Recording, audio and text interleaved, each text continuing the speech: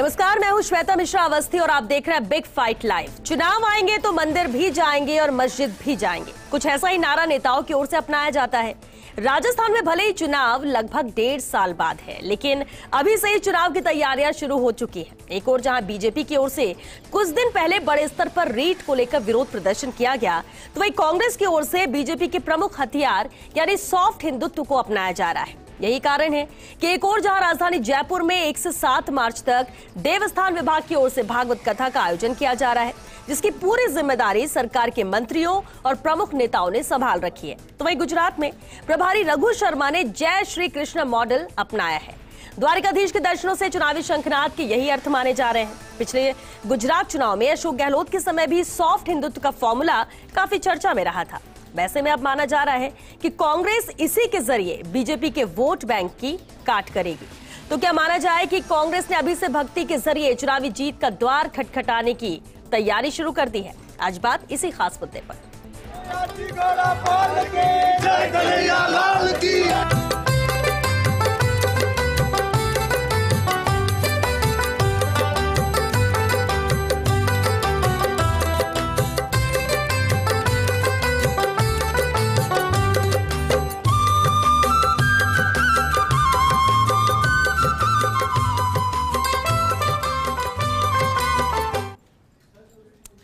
चुनाव से पहले आस्था की बयार, भक्ति पथ से चले विजयी द्वार। क्या सियासी नैया हो पाएगी पार? सबसे बड़ा सवाल, क्या सॉफ्ट हिंदुत्व की ओर जा रहा हाथ? आज बात इसी खास मुद्दे पर और चर्चा के लिए बेहद खास मेहमान हमारे साथ जुड़ चुके हैं। चलिए सबसे पहले उनसे रूबरू करा दे आपको। विप्र कल्याण बोर्ड के अध्यक्ष महेश शर्मा जी हमारे साथ हैं। ग्रेटर नगर निगम उप महापौर पुनीत कर्नावट जी भी चर्चा में शामिल हुए हैं। वामदल नेता भंवर सिंह शेखावत जी भी हमारे साथ हैं और साथ ही सीनियर एडिटर सुधांशु माथुर जी भी चर्चा में शामिल हुए हैं। बहुत स्वागत है आप सभी का बिग फाइट लाइव में। महेश जी, आपसे ही शुरुआत करते हैं। जब बीजेपी कांग्रेस की बात आती है तो हर एक के मुद्दे बटे हुए हैं। अगर हम राष्ट्रवाद या हिंदुत्व की बात करते हैं तो ऐसा लगता है कि बीजेपी के मुद्दे हैं, लेकिन कहीं ना कहीं कांग्रेस अभी से हाईजैक करने की कोशिश कर रही है। क्या है 7 दिन की श्रीमद भागवत कथा, तो गुजरात में भी जय श्री कृष्ण। देखिए, ये कोई बीजेपी का कोई मुद्दा नहीं है, हिंदुत्व कांग्रेस का ही मुद्दा है। बीजेपी तो अभी 40 साल पुरानी पार्टी है, हम तो 140 साल पुराने पार्टी है और हम तो 140 साल से सभी धर्मों को लेकर के काम कर रही है कांग्रेस पार्टी। और राजस्थान में भी देखा जाए तो आप पिछले 5-6 साल से देखिए कि हम रोजे अवतार का कार्यक्रम रखते हैं, तो दीपावली स्नेह मिलन भी रखते हैं, होली स्नेह मिलन भी रखते हैं। और रही बात अभी ये जो कथा की बात चल रही है, ये कथा पुरातन धर्म का आज के युवाओं के साथ एक संवाद का कार्यक्रम होना चाहिए। युवाओं को एक दिशा और दशा देने का कार्यक्रम के तहत हम जारी कर रहे हैं इसको, इस कार्यक्रम को आगे बढ़ा रहे हैं। और निश्चित रूप से इसके लिए हमारी देवस्थान मंत्री और हमारे माननीय मुख्यमंत्री दोनों बधाई के पात्र है। ऐसा कार्यक्रम करके युवाओं के लिए प्रेरणादायक काम होगा। ठीक है पुनीत जी, आपको भी निमंत्रण तो मिला ही होगा कि शामिल हो सके 7 दिन की श्रीमद भागवत कथा है। कैसे इसको देखते हैं? कांग्रेस को लेकर आप लोग हमेशा कहते हैं कि हिंदुत्व की बात नहीं करते, ये किसी बस कुछ लोगों के लिए ये पार्टी है, लेकिन अब जबकि उसी राह पे कांग्रेस है तो महसूस क्या हो रहा है? मुद्दे के तौर पर इसे देखेंगे या एक अच्छी शुरुआत?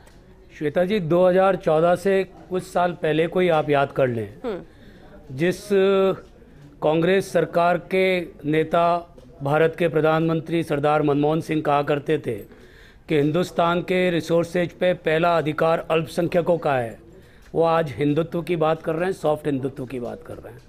हिंदुत्व में ना कोई सॉफ्ट है ना कुछ हार्ड है, हिंदुत्व सिर्फ हिंदुत्व है।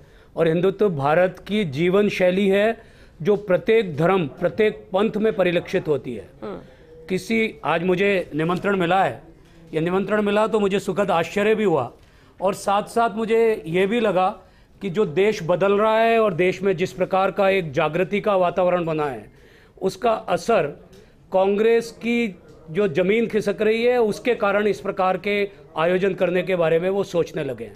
खैर, मुझे इससे आपत्ति नहीं है।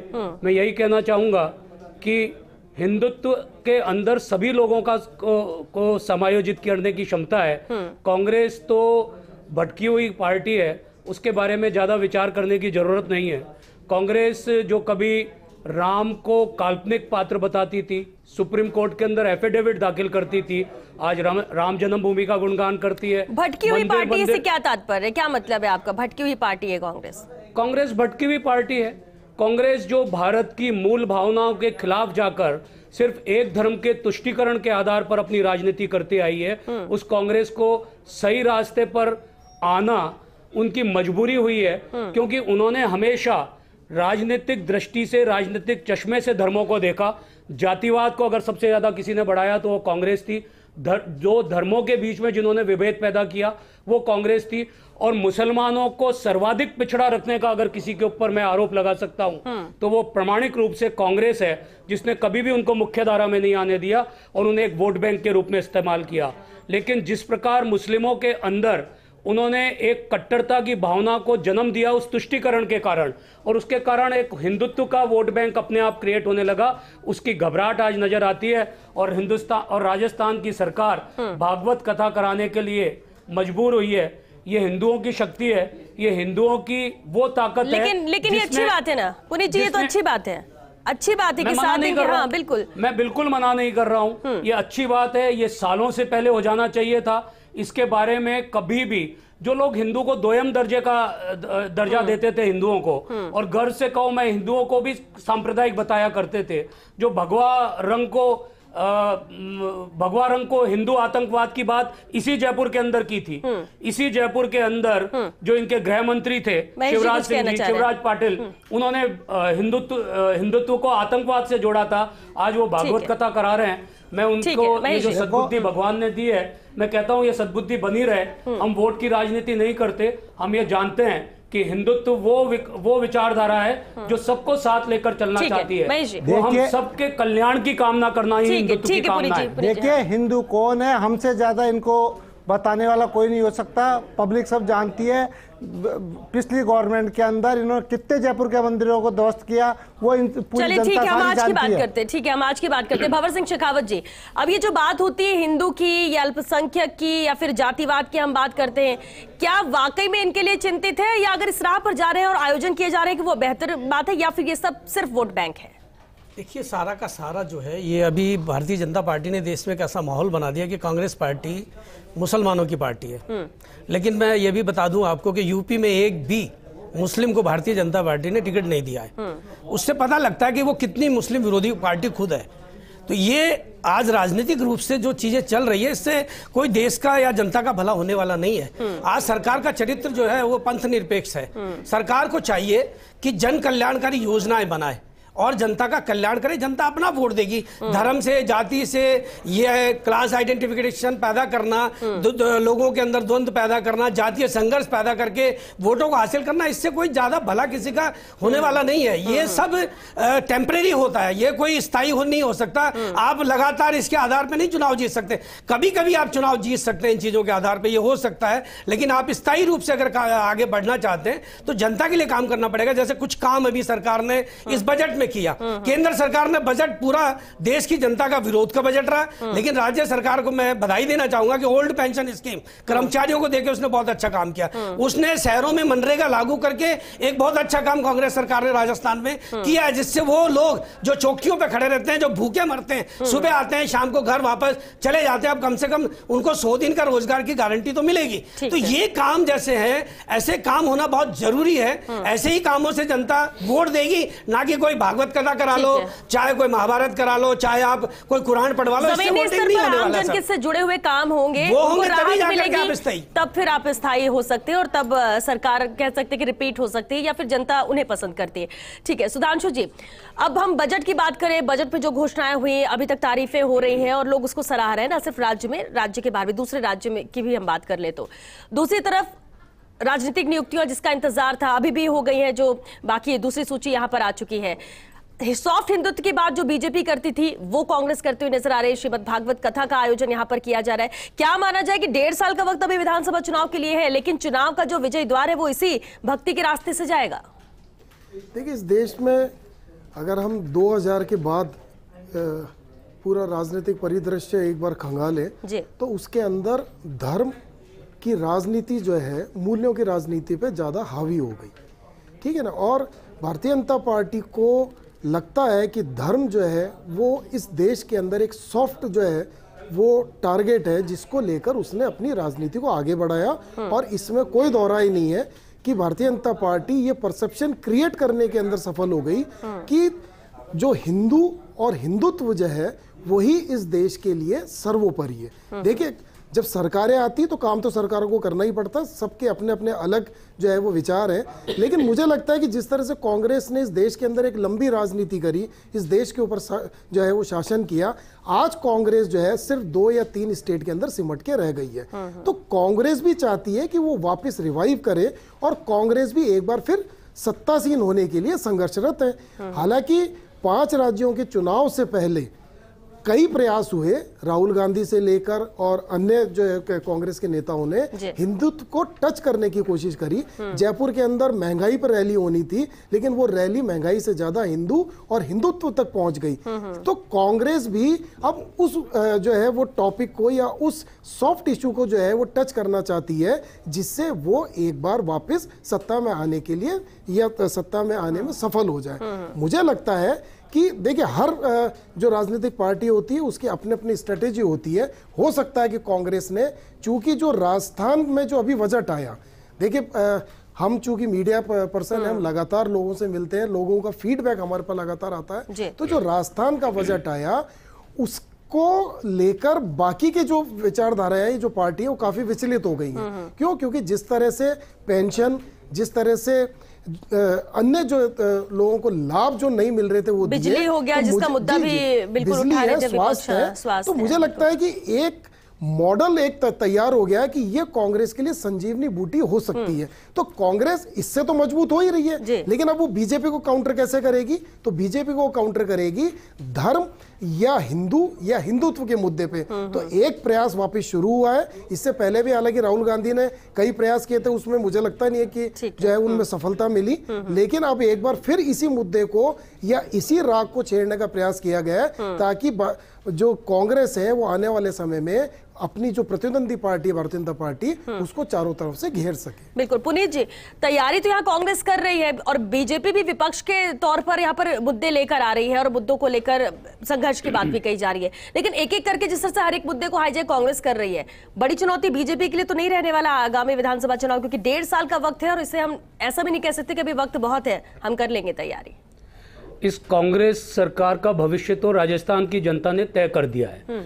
आप 3 साल के उनके पिछले बजट देख लें, उनकी घोषणाएं देख लें और उन घोषणाओं का क्रियान्वयन देख लें, तो मालूम पड़ जाएगा कि इस बजट में जो लोग लुभावन घोषणाएं करने की कोशिश की है, न तो उसके पैसे की व्यवस्था है, न उसके बारे में कोई रोड मैप है उनके पास। घोषणा वीर मुख्यमंत्री हैं जो पहले भी राजस्थान के मुख्यमंत्री रहे। मैंने उनकी पहले की दोनों सरकारें देखी और ये सरकार भी देखी है। इस सरकार में सिवाय घोषणाओं के कांग्रेस कुछ भी नहीं कर पाई। और जिस तरीके का एक गैर जिम्मेदाराना सरकार इस दौर में चली है, जिसमें अपराध इस कदर बढ़े हैं कि आज राजस्थान जो पीसफुल स्टेट माना जाता था, वहाँ बहन बेटियां सुरक्षित नहीं है। आप देखिए, जो उत्तर प्रदेश लगातार अपराध से ग्रस्त रहा था, आज उसका पूरा चुनाव योगी जी को समर्थन दे रहा है, क्योंकि उन्होंने वहां अपराधों पर नियंत्रण किया है। लोग अपनी सुरक्षा को महत्व देते हैं, लोग अपनी सुरक्षा के बारे में जानते हैं।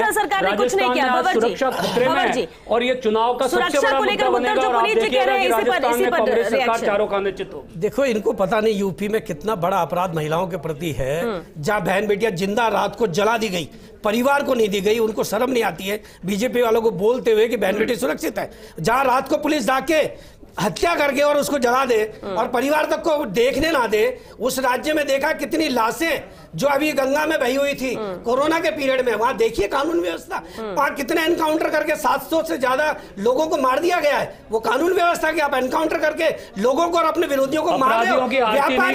अरे रुकिए, बात सुनिए। अपराधियों की आरती नहीं करेंगे। अपराधी की सजा या तो जेल में है उसका स्थान, या पुलिस के साथ एनकाउंटर में अगर वो पुलिस पर गोली चलाएगा तो एनकाउंटर होगा। अगर पुलिस पर गोली चलाएगा अपराधी तो उसको अपराधी को एनकाउंटर हो जाएगा उसका। व्यापारी को पुलिस ने मार दिया काउंटर।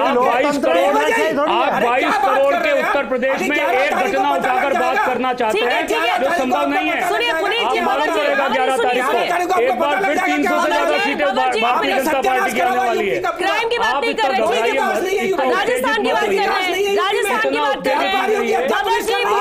आप अभी कांग्रेस के गुणगान कर रहे थे, आप कांग्रेस के गुणगान कर रहे थे अलवर में, आप कांग्रेस के गुणगान कर रहे थे मेवात के इलाके में, चलिए मेरे साथ। कैसे हिंदू बहन बेटियों को उठाया जा रहा है, उस पर बात कीजिए आप। कौन उठा रहा है? कांग्रेस का गुणगान कर रहे थे आप, चलिए आप किस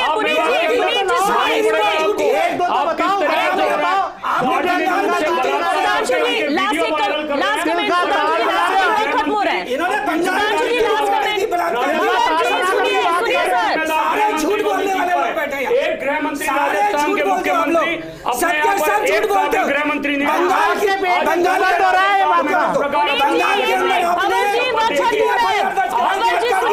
फर्जी निकली है, सारे झूठे लोग हो यार, सही आपके पास चरित्र का। अरे हमारा क्या करना वो छोड़ो, आपका क्या है वहाँ पे? पुनीत जी सुनिए, बीच में बात सुनना नहीं चाहते। पुनीत जी सुनिए सर, ऊंचा बोलने से सारे राज्यों में हार रहे हैं जहाँ चुनाव हो रहे हैं। अभी 5 राज्यों में आपकी हालत क्या होगी भंवर शेखावत जी, एक मिनट सर, आप तो चुप हो जाइए। पुनीत जी, अब आप यहाँ से पश्चिम बंगाल, उत्तर प्रदेश सब चले जाएंगे सर, राजस्थान पे बात नहीं करना चाहेंगे। ऊंचा बोल देने से सर ऐसा तो नहीं होता कि कोई सच्चाई हो जाएगी। टू द पॉइंट हम बात करते हैं, लिमिटेड वक्त होता है, डिबेट का वक्त खत्म हो चुका है, आपने सुनी ही नहीं बात। सुधांशु जी, लास्ट एक कमेंट चाहेंगे आपसे। ये देखिए, मुझे लगता है कि जितनी भी राजनीतिक पार्टियां हैं, जो देश के अंदर राजनीति का जो वर्तमान परिदृश्य है वो इसलिए भी ज्यादा गरमाया हुआ है कि 5 राज्यों के अंदर जो है वो चुनाव मतदान या तो हो चुका है या मतदान जारी, और 10 मार्च को उसका परिणाम आना है। तो अभी क्या रिजल्ट आएगा, ये जो 5 राज्यों का रिजल्ट आएगा श्वेता, ये आने वाले देश की राजनीति का भविष्य तय करेगा। तो क्योंकि वो राजस्थान की राजनीति का भी भविष्य तय करेगा और 2024 के अंदर देश की राजनीति का भी भविष्य तय करेगा। मुझे लगता है कि राजस्थान से जो एक बजट से जो एक यहाँ पर एक चिंगारी निकली है ना, वो विचलित कर रही है। क्यों? क्योंकि उसके अंदर जिस तरह से अशोक गहलोत ने एकमात्र केवल पेंशन योजना ने पूरे देश की राजनीति को इसलिए हिला के रख दिया है कि अगर ये मुद्दा केंद्र के पास होता तो 5 राज्यों के चुनाव के अंदर इसको कैश कराया जाता। लेकिन मुझे लगता है कि अशोक गहलोत ने एक नई बहस छेड़ दी इस देश की राजनीति में कि क्या सिर्फ कर्मचारियों को कुछ देके। ठीक है सर, और ये अहम है कि आपने जो कहा कि 5 राज्यों के चुनाव का परिणाम वो तो 10 मार्च को आएगा, लेकिन इन 5 राज्यों के अलावा भी दूसरे कुछ ऐसे राज्य हैं जिनमें चुनाव आगामी साल में होने वाले हैं, और ऐसे में फोकस वो राज्य उस पर कर रहे हैं, और राजस्थान भी कहीं ना कहीं उसी राह पे नजर आता है। और देखना होगा कि कितनी कामयाबी इस सॉफ्ट हिंदुत्व की राह पर चलने से मिलती है और किसको नुकसान होता है। बहरहाल बिग फाइट लाइव में फिलहाल के लिए इतना ही, दीजिए इजाजत।